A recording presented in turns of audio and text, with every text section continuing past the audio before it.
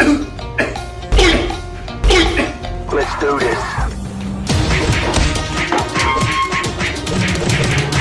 And his name is John C.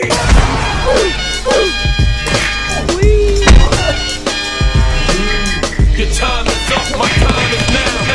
You can't see, my time is now.